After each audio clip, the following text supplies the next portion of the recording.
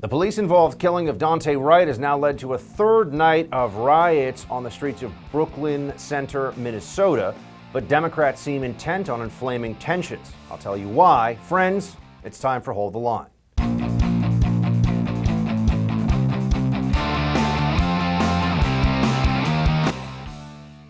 Welcome to Hold the Line. I'm Buck Sexton. We know that this is a situation where a lit match has been thrown onto a tinderbox atop a pool of gasoline. This could very quickly spiral out of control in Minneapolis, and then from there go all across the country. Now is a time to speak honestly, truthfully, and respectfully about what's really going on with law enforcement and what's really going on with the BLM movement and leftist activists who seem to demonize cops at every opportunity. We should not be listening to people, we should not be elevating voices that are engaging in reckless rhetoric, because reckless rhetoric can lead to violence, riots, looting, and even more death. Yet here is Representative Cori Bush, for example, tweeting out, the 26-year veteran cop, former president of the police union, doesn't know the difference between a taser and a gun, and you say more training would have fixed this? Nah, but I bet she would have known the difference if Daunte wasn't a black boy or if he was her loved one. What a terrible thing to put out there in the public right now. There's no reasonable basis to think that this was an incident of racial animus. There's no proof or evidence of it whatsoever. The officer that she's referring to here, Potter, has already resigned and now faces manslaughter charges for what happened.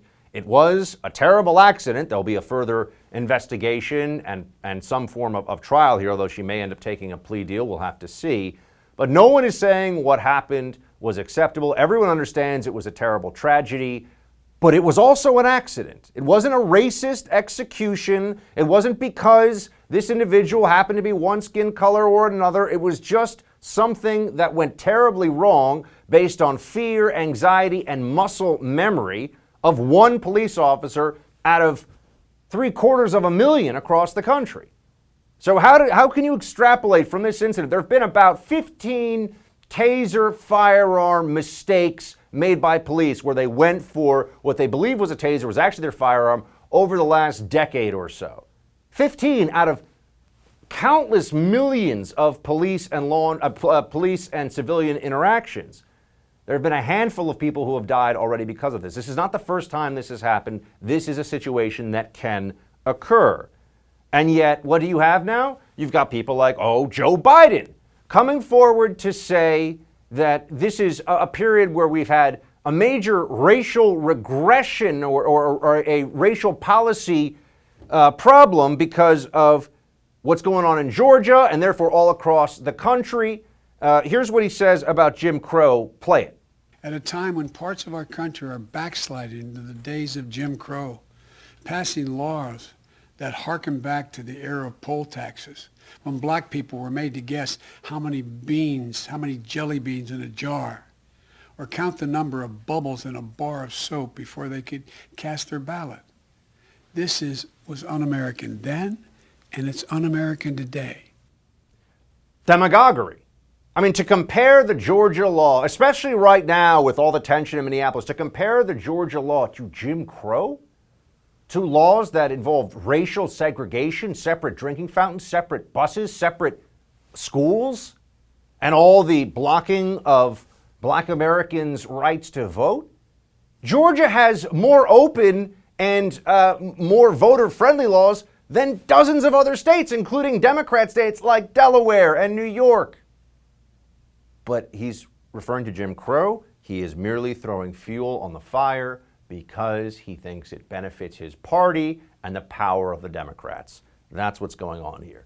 Now let's turn our attention to what's being said about actual policing and the people that are holding themselves up as some kind of either expert on this or having some knowledge of police tactics and procedure. What's going on with policing in America? CNN's Van Jones weighs in. But there's a deeper problem, which is that the policing methodology that we have in the country right now is both dumb and dangerous and discriminatory. It is dumb to have all these cops out here with all these weapons tasers and pepper spray and batons and guns and dogs and drones, pulling people over for like little, what do you call it, your tail lights out? You're going to throw that much firepower against communities on stuff like that? Send them something in the mail. This is idiocy.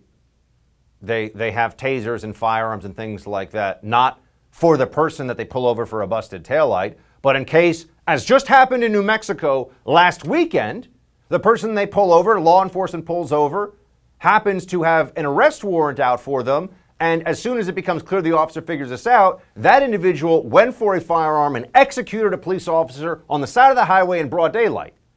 Oh, but maybe we should have sent a social worker to give him the speeding ticket or whatever the reason was that he was just pulled over on the highway in broad daylight.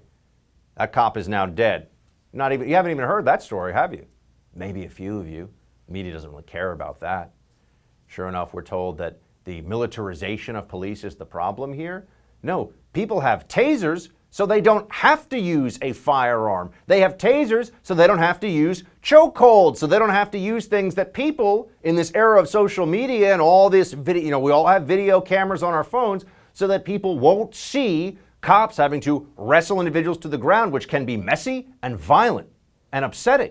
So we have tasers because we're led to believe this will be safer for all involved. You can physically restrain somebody who is non-compliant, who poses a threat to officers without using lethal force and without having to use a nightstick or a baton. This is why we have this. And keep in mind that while they're saying that law enforcement has been over-militarized, the truth is that law enforcement in this country is overwhelmingly supported in their communities, that our cops, our federal, state, and local police officers have presided over a massive drop in violent crime until last year, when BLM started burning down parts of cities across the country, undermining law enforcement, and now we've had, in the last 12 months, the worst murder rate in this country in over 20 years. It's not because of the cops, folks. They're focusing on the wrong problem. They should be focusing on high crime communities. What's going on there? Why can't Chicago? Why can't parts of St. Louis? Why can't these cities that have particularly high crime rates get it under control? What's going on at the community level? No, instead they want to focus on the cops are always the problem. Look, nobody likes bad cops. Nobody justifies cops who engage in excessive force or who make a terrible mistake. And this officer made a terrible mistake in Minneapolis, in Brooklyn Center. But to have people going on TV saying that all law enforcement is wrong and bad and look what they're doing and they're militarized and it's racist and it's dumb. Van Jones knows nothing about actual policing. Nothing whatsoever. He's just a civilian with an attitude about this. He's somebody that has thoughts, like many other people right now who are saying things that, sure, they're entitled, just like I'm entitled to give you my opinions, but haven't actually spent some time working with law enforcement. I can tell you it's not as simple as send social workers. That's not the answer, folks. Defund, abolish police is not the answer. All right, Minnesota isn't the only state seeing riots on the streets of major cities. After the break, we got journalist Andy Ngo, who's going to talk about Antifa and BLM's continued attacks in Minnesota, but also around the country. If you've ever thought about real estate investing, I want you to take me up on this recommendation. Go to doneforyoubuck.com and you'll learn more about my friends at Done For You Real Estate. If you haven't checked them out yet, let me make this easy for you. These guys have found a way to make real estate investing straightforward for beginners like me, and their system flat out works. It allows everyday, hardworking Americans to finally own investment real estate without all the risk and difficulty of starting it on your own. I can't possibly tell you right now in just a 60-second commercial about all the steps, what they do for you, how easy they make it. So how about this? If you visit doneforyoubuck.com, at the top of the page is a podcast interview I did with Done For You Real Estate, where you can hear my experience with their company in my own words. From picking the city, the house, getting the mortgage set up, getting the right tenant in place, having a management company, all of it.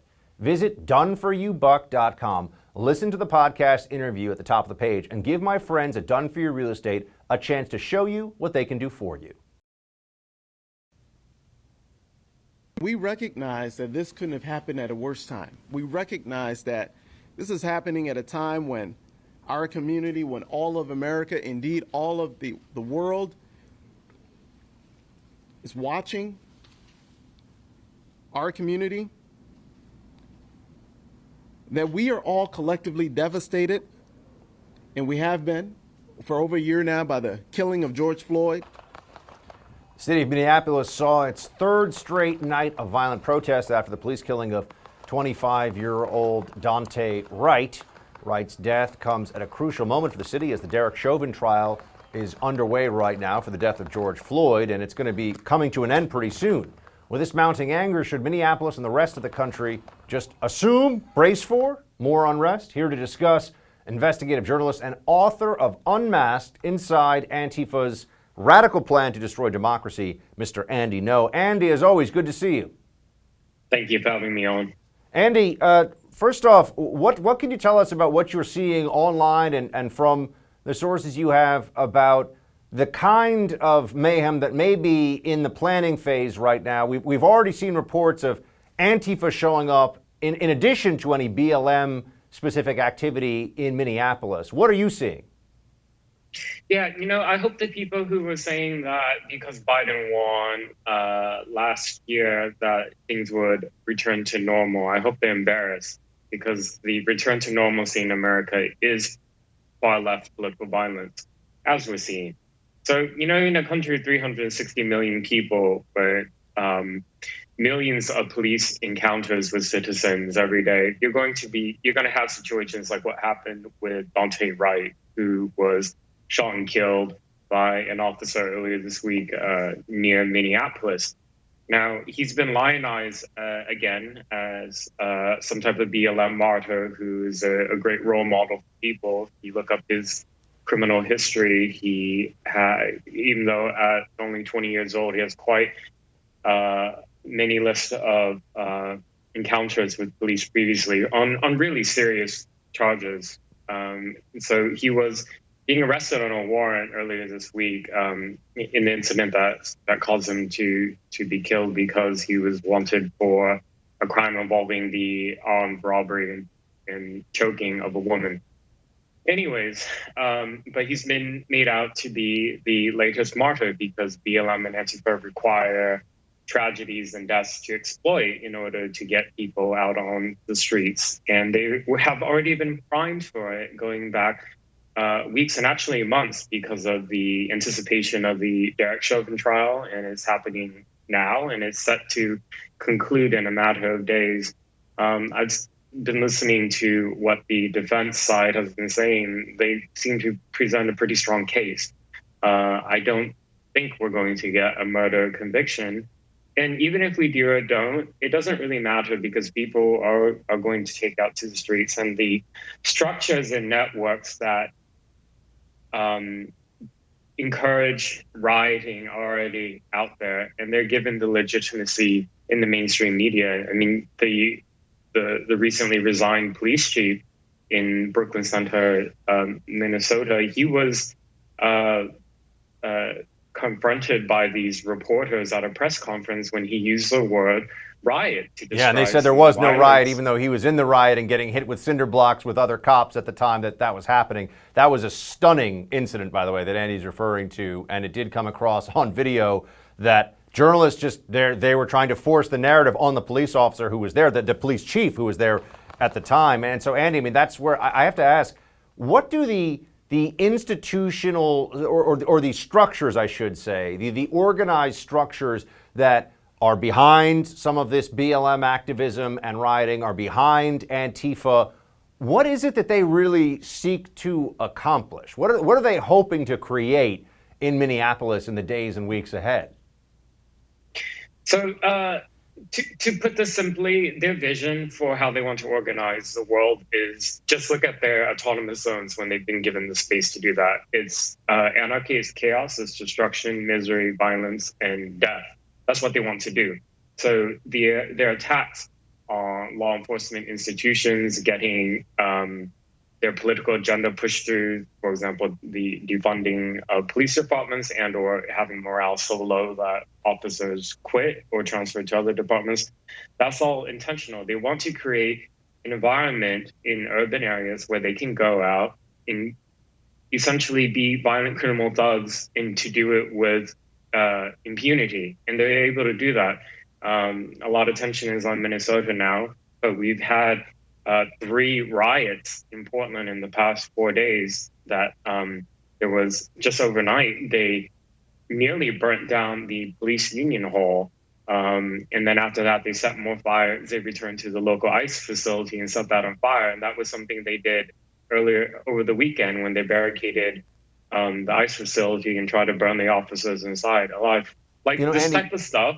Yeah, it doesn't get any media coverage. I mean, I think this the Portland facility, of which I know you and I have talked about this on radio, and I'm trying to tell people about this, to barricade entry and exit into a building and light it on fire is absolutely arson and perhaps even attempted murder, depending on the situation, of federal officers. Not a word about this on CNN, the mainstream media. They haven't touched this issue at all. And to that end, Andy, I want to point out that while Joe Biden has made he's muttered a few statements about, there's not an excuse to loot or to riot, there are Democrat politicians who seem to at least give some spiritual and ideological cover, if you will, for some of these activities, making it seem like there's something very, there's some need for this because of how evil and racist the cops are. Here's Alexandria Ocasio-Cortez. Dante Wright's killing was not a random, disconnected accident. It was the repeated outcome of an indefensible system that grants impunity for state violence, rewards it with endlessly growing budgets at the cost of community investment,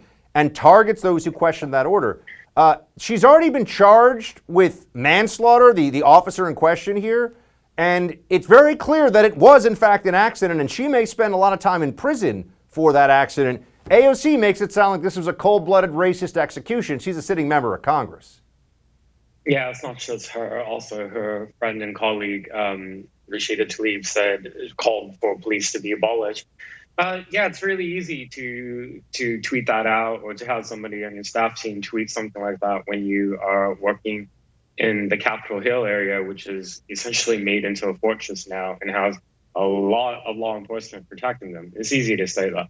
For the rest of us who don't live in, who aren't privileged enough or have the resources to pay for private security, or work in an industry where security is paid for us by the public, we depend on law enforcement.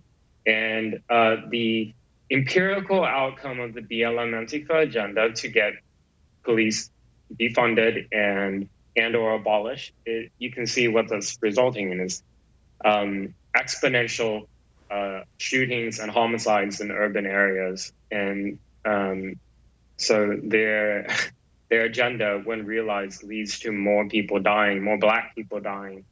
But nobody is willing to stand up to push back against their political extremism. Andy, appreciate your work on this as always, and everyone should check out a copy of Unmasked, Andy's book on these left-wing terrorists in our midst. Andy, thank you so much. After the break, a high school math teacher puts his career on the line to sound the alarm about the danger of critical race theory currently infecting America's schools. We'll take a look at some of the disturbing things he observed when we come back. I've warned you about home title theft, where cyber thieves remove you from your home's title and become the owner.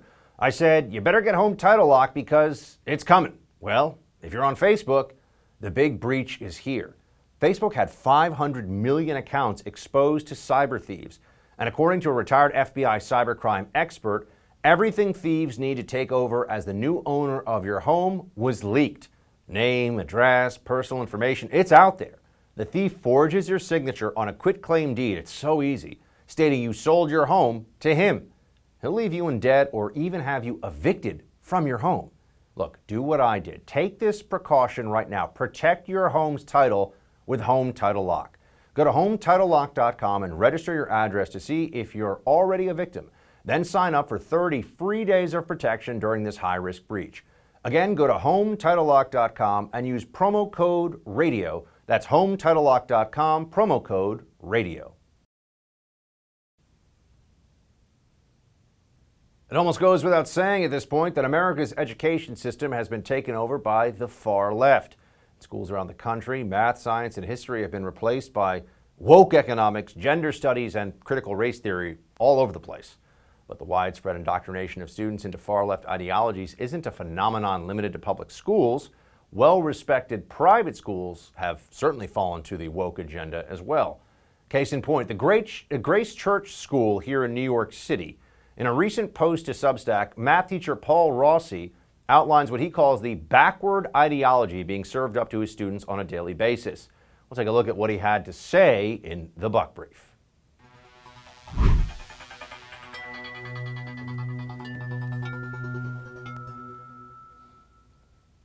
The more that comes out about some of these schools and the way that critical race theory is involved in decisions all across the administrative level and then down to the classroom and the very teaching that's going on for kids across the country day in and day out, the more people see this, the crazier they're starting to realize it is, and the more harmful for the free and open expression of ideas for young and maturing minds. What we see here in the Grace Church School, which has a price tag of close to $60,000 a year. It's a grammar school and a high school here in New York City.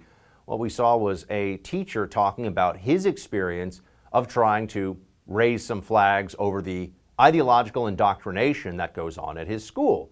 He recently had to be a part of and this was what he wrote, a whites-only online Zoom session, so white teachers only allowed, because they separate the other teachers by race for their discussions because they think the school believes this is a healthier way to have conversations for the teachers and faculty at the school. This is just what's going on, folks. I'm just telling you that these are the facts. So he's a part of this only white teachers conversation on Zoom, and he brings up that he believes that it is not right for people to be indoctrinating children with this critical race theory stuff that makes some people ashamed, in this case, white children, ashamed of their race, and teaches other people, non-white students, that they are imbued with a kind of moral superiority as well as victimhood status and being oppressed through all of this. Well, he said that, and he is paying the price for it. He wrote, in a recent Zoom chat, I questioned whether one must define oneself in terms of a racial identity at all. My goal was to model for students that they should feel safe to question ideological assertions if they felt moved to do so. However, my questions were shared outside this forum, violating the school norm of confidentiality. I was informed by the head of the high school that my philosophical challenges had caused harm to students, given that these topics were life and death matters about people's flesh and blood and bone. In fact, he goes on in this piece on Barry Weiss's Substack, a guest published on that Substack. He goes on to say that he was told by administrators, his bosses effectively, that what he said not only was harmful and might cause real damage to young students because he brought up this idea that maybe this indoctrination is not healthy, but beyond that, he might have created a harassing environment. Now, once your employer starts using words like harassing or hostile environment, they're gearing up to take professional action against you, possible termination. And he says that it just goes on from there. I mean, the details that he gets into here about what students are not allowed to question, the level of indoctrination, all under critical race theory auspices. I know you might think this is one school. This is in every elite private school in every major city across the country. It's in public schools. This is now the norm. This is becoming the standard. This kind of diversity-obsessed critical race theory training is now all over academia.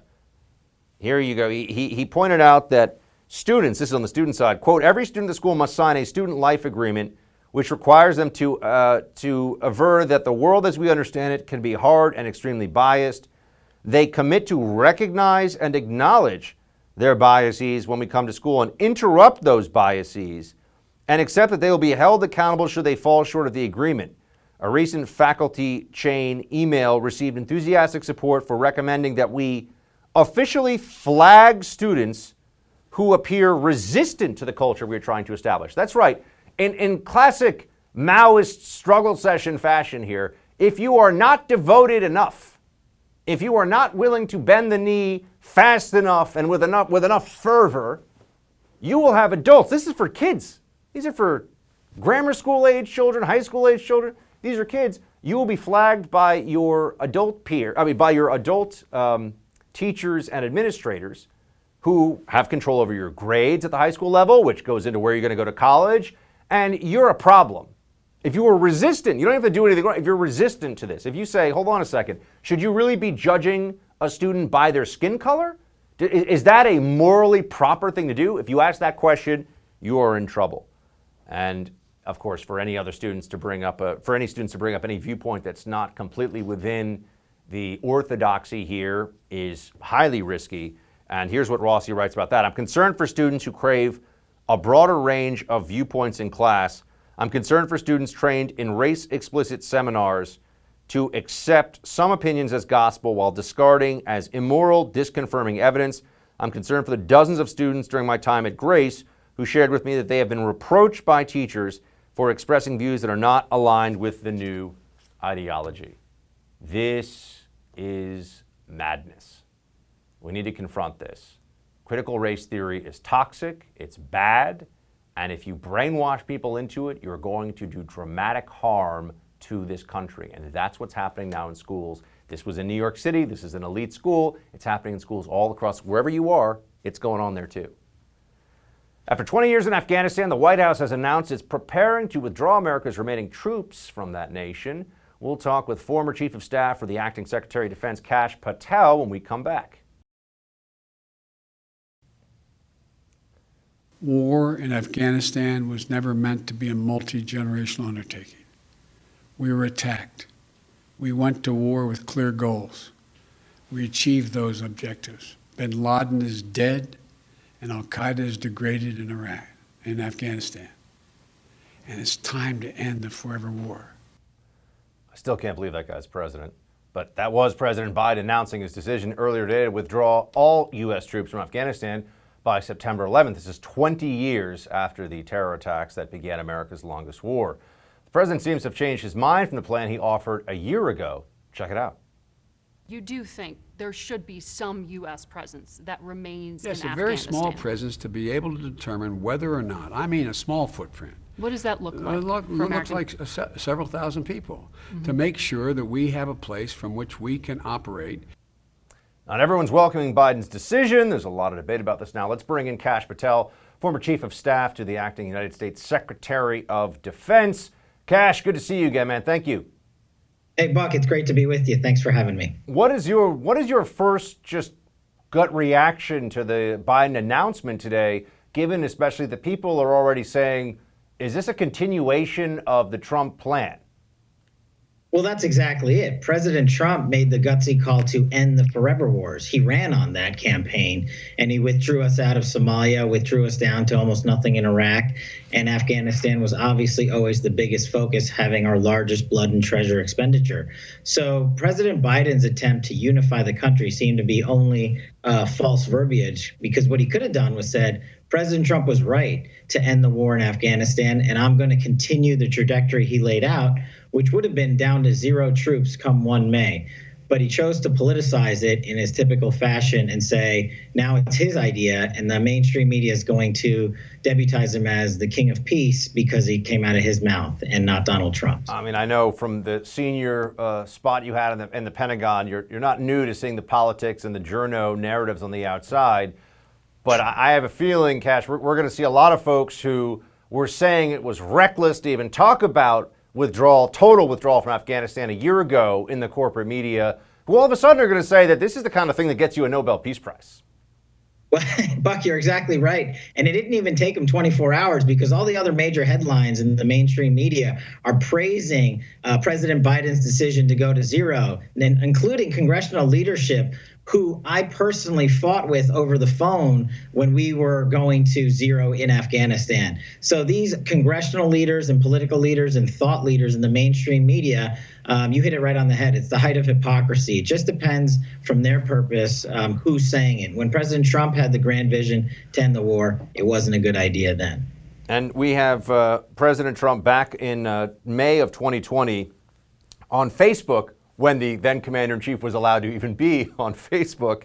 We are acting as a police force, not the fighting force that we are in Afghanistan. After 19 years, it's time for them to police their own country, bring our soldiers back home, but closely watch what's going on and strike with thunder like never before, if necessary. Do you think that will be sufficient, Kash, if in fact the Biden administration, look, I've been saying this all day today on radio, I was for withdrawal when it was Trump. I'm still for withdrawal now that it's Biden. I'm not changing just because of the team that happens to be in charge. But what do you make of those? I mean, we got a lot of voices out there. Marco Rubio, Mitch McConnell, many of them, particularly in congressional Republican leadership right now, who are saying, oh, we're going to get hit with a 9/11 again if we leave. What's your response to that? The response to that congressional thought is that then we're never going to leave any war. We're never going to leave Iraq. We're never going to leave Somalia. We're never going to leave our presence around Iran, and we're never going to leave Afghanistan.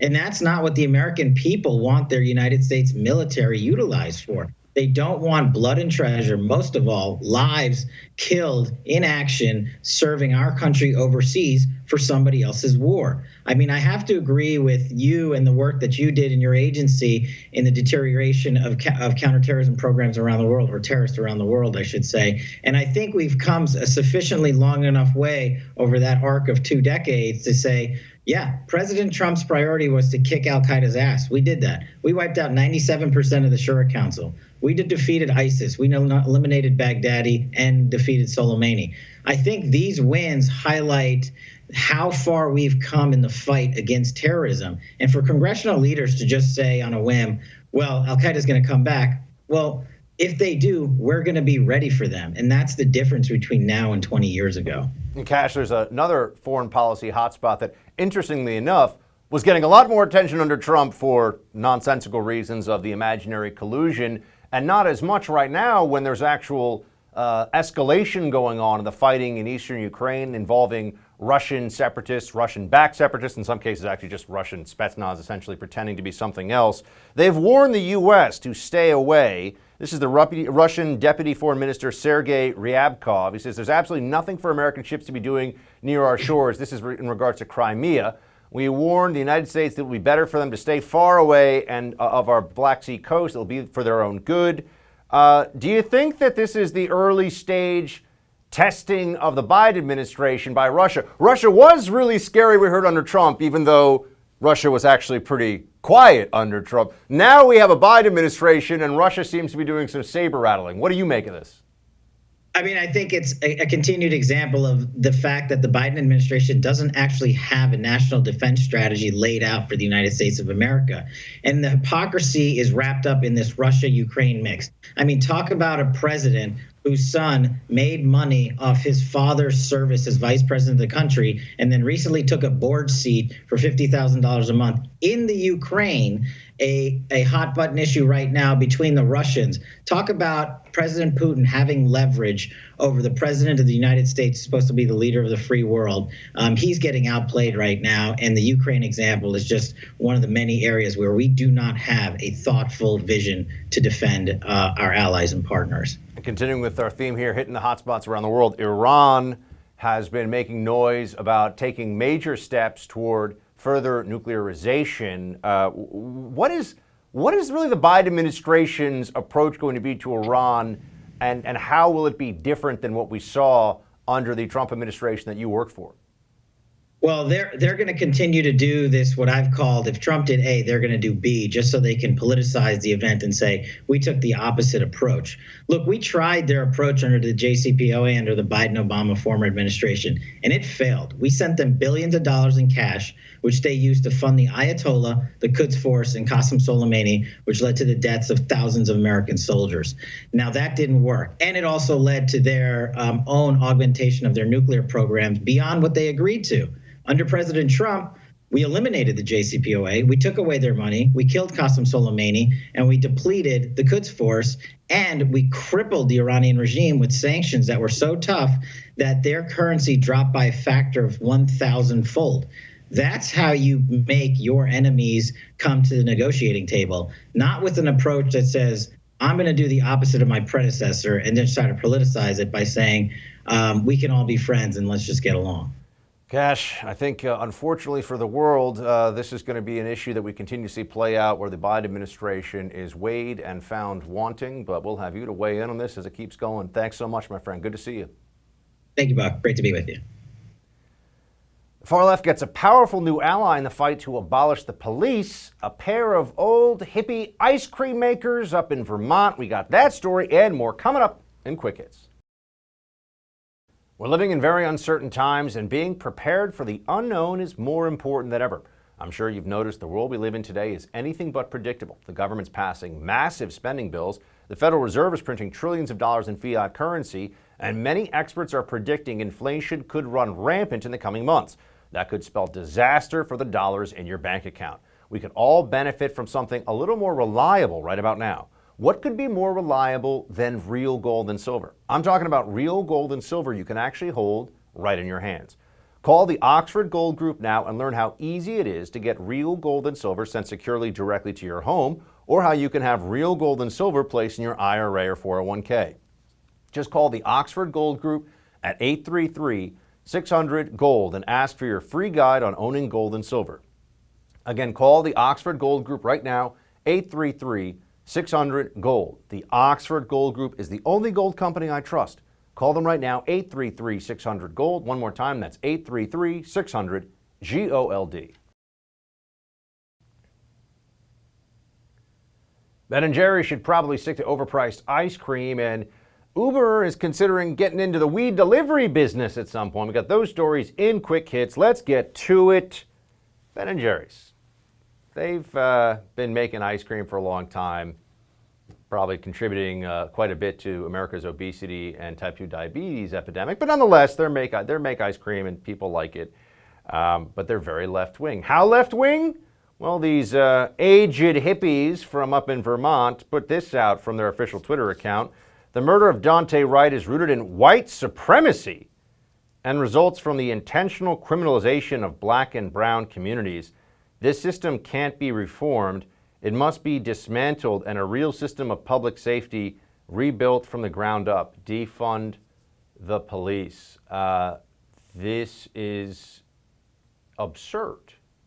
It doesn't even make sense. It's kind of incoherent babbling, but it's really just a bunch of different phrases that activists say thrown together to seem woke and progressive and thoughtful and connected to the problems in communities of color, and yet there's no real solution here. This is entirely unserious. If America got rid of police, if we defunded or disbanded all police even, this would turn into the purge very quickly. There are bad people in society. There are people for whom the only way you will get them to stop what they're doing is the threat of force. And if you don't have that, and they can get away because they have the force to do what they want, that's going to create anarchy, mayhem, violence, and destruction. So while a bunch of hippies that should be spending their time making cookie dough ice cream can weigh in on this, because it is America, what they tweeted out was stupid, and people who hold to this should be embarrassed. Oh, speaking of improper or incorrect or silly takes on policing. This is from earlier. I wanted to get to this. This is a journalist going on MSNBC telling us about what should happen with police. Jason Johnson. Play the clip. This is a breakdown as to what this police department does on a regular basis. You're only dealing with violent crime 15% of the time, so you only need to have 15% of your force officers prepared for that. The rest of this is traffic stuff. Increase the number of cops who handle traffic. They don't necessarily have to have guns. Increase the amount of social workers that you have so that you don't have cops negotiating domestic violence instances. Social workers. One of the highest by the percentages situations where cops are actually attacked or in a violent circumstance is domestic violence calls and road stops. But let's just send people into those situations all across the country. Let's make it the standard. We'll send them in unarmed and just hope that the criminal that they've pulled over, because yeah, that's right, 99.9% of the people they're pulling over, maybe they just have a broken taillight or they're speeding or whatever it is. But that 0.1% could actually kill the cop. That's the whole situation that we're talking about here, and that actually just happened recently, last weekend. But yeah, we're going to just let's disarm. It was defund the police, and now you're hearing more either disband or disarm the police. While we have a rising murder rate, dramatically rising murder rate in this country, there are people who think that the answer, and they're being serious, is to make it harder for cops to defend themselves and others by being armed. Yeah, that's a great idea. Also in the great idea, not so great at all category, Uber CEO says the company, well, actually, look, they'll probably make a lot of money doing this, depending on how federal law goes here, because there may be legalization. Uber may be in the weed business very soon here. And so instead of just being able to order a cheeseburger or your favorite pad thai or whatever, which many of us have put on the COVID-15, myself included, as a result of this, working on it though. With all that going on, now you'll be able to order, Humboldt County top flight weed. I don't even know I just know that Humboldt County is where a lot of the good marijuana supposedly comes from. So you'll be able to just have that delivered to your door.